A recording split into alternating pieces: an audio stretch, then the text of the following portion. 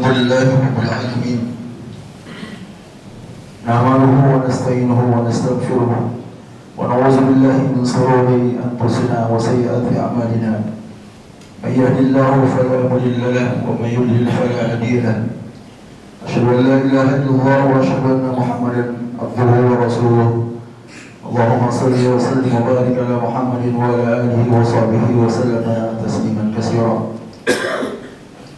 Hadirin azan Allah wa iyyakum, izinkan khatib berwasiat untuk diri khatib dan untuk kita semua, wasiat tentang ketakwaan, wasiat yang menjadi kewajiban bagi setiap khatib untuk disampaikan di mimbar-mimbar Jumatnya. Bertakwalah kepada Allah Subhanahu wa taala. Bertakwalah kepada Allah Subhanahu wa taala dengan sebenar-benar ketakwaan. Penuhi sisa umur kita dengan ketaatan. Penuhi sisa umur kita dengan ketaatan sebelum datang kematian di antara kita. Karena betapa banyak orang-orang yang sebelumnya bersama kita hadir di masjid yang mulia ini, menghambakan dirinya di hadapan Allah Subhanahu wa taala. Lalu kemudian saat ini sudah tidak ada bersama-sama kita. Allah berfirman, ya ayyuhalladzina amanu taqullaha haqqa tuqatih wa la tamutunna illa wa antum muslimun.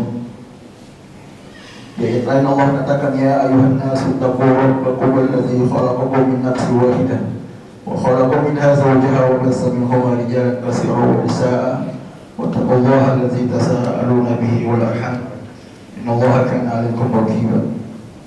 Di ayat lain Allah berkatakan, ya ayyuhalladzina amanu taqullaha wa qulu qawlan sadida yuslih lakum a'malakum wa yaghfir lakum dhunubakum wa may yuti'illaha wa rasulahu faqad faza fawzan 'azima.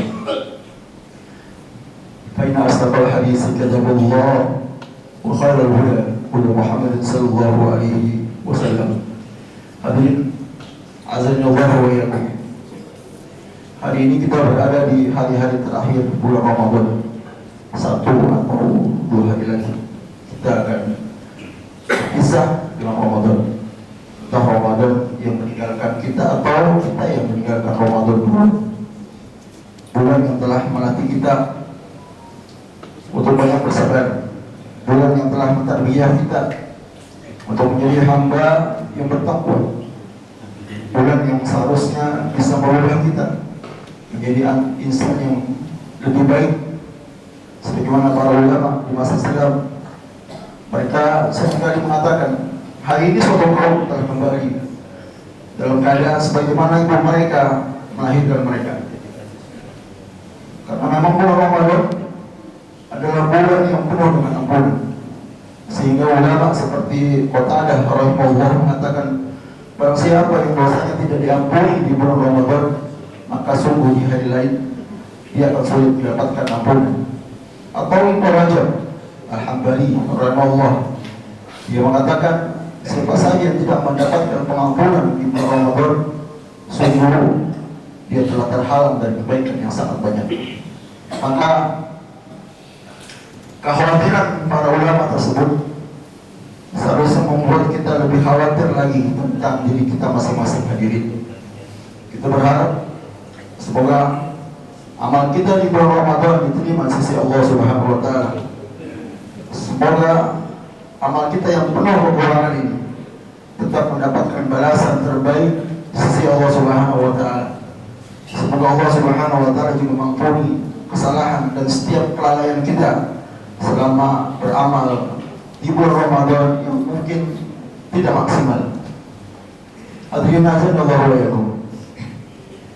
Setelah Ramadan berlalu, sudah seharusnya seorang mukmin dirinya cemas dan berharap agar Allah Subhanahu wa taala berikan keistiqomahan sebagaimana yang sering kita minta di dalam salat-salat kita, ihdinas shiratal mustaqim, tunjukkanlah ya Allah kami jalan lurus. Permintaan ini menunjukkan bahwa kita tuh butuh untuk terus istiqomah di atas ketaatan, terus berada di jalan yang dikehendaki oleh Allah Subhanahu wa taala. Orang yang bisa istiqamah dalam ibadah itu lebih baik daripada orang yang dia banyak ibadah namun tidak istiqamah. Dan seseorang bisa terus istiqomah dalam ketaatan itu karena karamah. Wa al karamah lazimul istiqomah. Lalu bagaimana caranya agar kita bisa terus istiqomah ini? Ada beberapa kiat yang mungkin bisa izin kami sampaikan di khutbah yang mulia ini. Yang pertama adalah hendaklah kita senantiasa berdoa kepada Allah Subhanahu wa taala minta istiqomah. Karena istiqomah itu hidayah dari Allah Subhanahu wa taala. Kita butuh minta istiqomah karena hati kita mudah untuk berubah hadirin. Bahkan sekelas Nabi sallallahu alaihi wasallam, beliau selalu berdoa minta istiqomah, ya muqallibal qulub tsabbit qalbi ala dinik. Doa ini kita pahami dan kita hafal semua, ya muqallibal qulub tsabbit qalbi ala dinik. Maka perbanyaklah doa ini hadirin.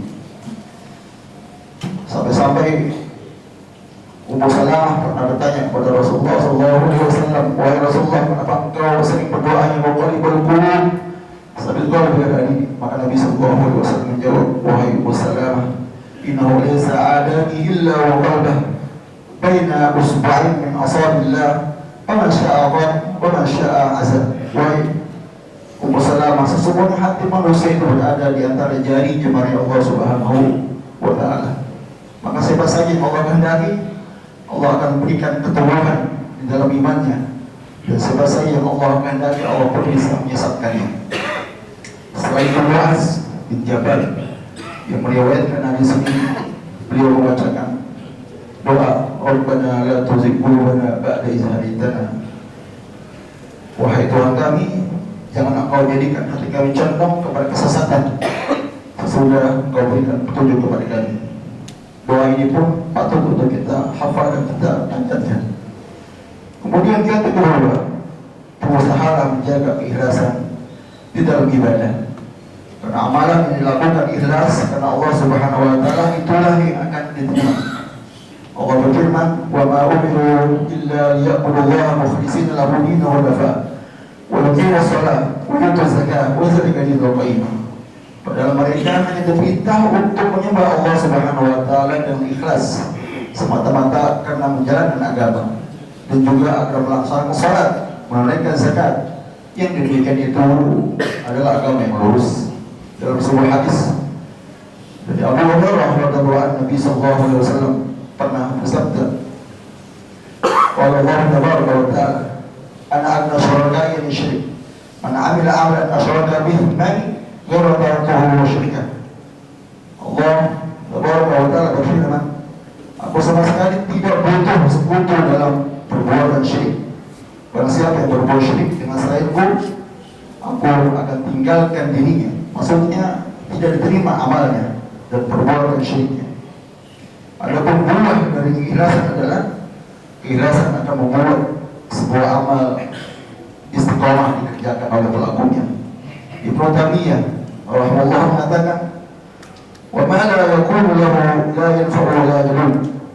Segala sesuatu yang tidak didasari ikhlas karena Allah Subhanahu wa taala pasti tidak akan bermanfaat dan tidak akan kekal, dan pelakunya tidak akan mungkin bisa istiqomah melakukannya. Kemudian kiat yang ketiga, rutinlah beramal soleh. Rutinlah beramal soleh walaupun sedikit, karena amal yang dilakukan dengan kontinu walaupun sedikit itu lebih dicintai Allah Subhanahu wa taala ketimbang amal yang banyak namun tidak konsisten, tidak istiqomah, tidak kontinu. Maksudnya seseorang dituntut untuk konsisten dalam menjalankan syariat atau dalam beramal ibadah, tidak putus di tengah jalan atau putus kadang beramal, kadang tidak. Karena konsistensi di dalam beramal lebih dicintai oleh Allah Subhanahu wa taala ketimbang amal yang dilakukan hanya sekali-sekali. Disebutkan dalam sebuah hadis Aisyah radhiyallahu anha, bahwa Rasulullah SAW bersabda, ahabbul amal ila Allah Ta'ala alwanuha wa iqal.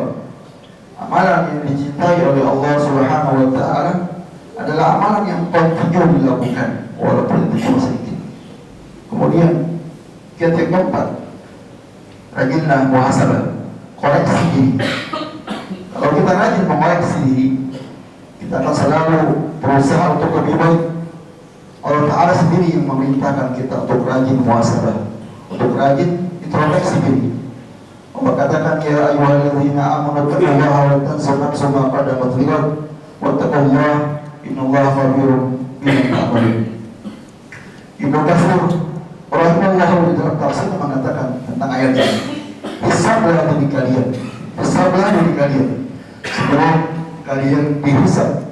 Siapkan amal saleh kalian sebelum berjumpa dengan Allah Subhanahu wa taala di hari kiamat secara langsung. Kemudian terakhir, kiat yang kelima, bertemanlah, bersahabatlah dengan orang yang saleh. Teman yang saleh akan memudahkan kita untuk tetap istiqamah di atas ketaatan. Allah Ta'ala berfirman, wasbir nafsaka ma'al ladzina yad'una rabbahum bil ghadati wal ashi yuriduna wajhah, dan bersabarlah kalian bersama orang-orang yang mereka menyuruh Tuhannya, yaitu Allah, di pagi dan sore hari. Mereka berharap bertemu dengan wajah Allah Subhanahu wa Ta'ala. Dalam sebuah hadis riwayat Abu Musa radhiyallahu anhu, Nabi pernah bersabda, seseorang yang berteman dengan orang yang saleh dan orang yang jelek yang tidak saleh, bagaikan berteman dengan pemilik minyak wangi dan pandai besi. Pemilik minyak wangi tidak akan merugikanmu. Engkau bisa membeli minyak wangi darinya, atau minimal engkau mendapatkan wanginya jika berteman dengannya. Adapun berteman dengan pandai besi, jika engkau tidak mendapatkan badanmu atau pakaianmu hangus terbakar, minimal engkau mendapatkan baunya yang tidak sedap. Teman yang saleh, hadirin, dia punya pengaruh untuk menguatkan iman kita, untuk terus istiqamah. Yazunnu bil mar'i ma yazunnu bi ghairihi. Seseorang itu dinilai dari orang yang dia menjadi teman dekatnya. Hadirin Allah, maka bertemanlah hanya kepada orang-orang yang saleh, orang-orang yang bicaranya selalu tentang akhirat, orang-orang yang mengajak kepada ketaatan, orang-orang yang kita dekat dengannya. Ketika kita bersamanya, kita semakin termotivasi untuk banyak beribadah. Semoga Allah Subhanahu wa Ta'ala memberikan petunjuk dan taufik kepada kita semua untuk tetap istiqamah beramal saleh setelah Ramadan. Semoga seluruh amal saleh kita di bulan Ramadan diterima oleh Allah Subhanahu wa Ta'ala. Semoga kita diberikan istiqamah serta diberi kesempatan untuk bisa bertemu lagi dengan bulan Ramadan di bulan-bulan berikutnya. Aku qouli hadza fastaghfirullahal azim li wa lakum.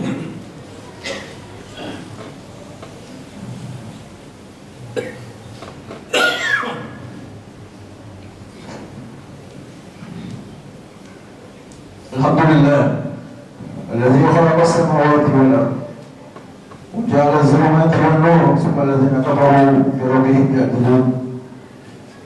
Ibadallah, usikum bi taqwallahi wa ta'atihi la'allakum tuflihun. Wahai para hamba Allah Subhanahu wa Ta'ala, saya berwasiat kepada diri saya dan kita semua, bertakwalah kepada Allah Subhanahu wa Ta'ala dan tingkatkan ketaatan kita, tingkatkan ketakwaan kita dalam ketaatan kepada Allah Subhanahu wa Ta'ala. Semoga dengan demikian kita akan menjadi orang-orang yang beruntung. Kemudian dalam kesempatan ini saya wasiatkan untuk banyak berselawat kepada Nabi sallallahu alaihi wasallam. Allah katakan di dalam Al-Qur'an, "Allah wa malaikatahu yusholluna 'alan nabi." Sesungguhnya Allah Subhanahu wa Ta'ala dan para malaikat yang berselawat untuk Nabi Muhammad sallallahu alaihi wasallam. Ya ayyuhalladzina amanu shallu 'alaihi wa sallimu taslima. Wahai orang-orang beriman, berselawat sekalian untuk Nabi kalian sallallahu alaihi wasallam dan ucapkanlah salam penghormatan kepada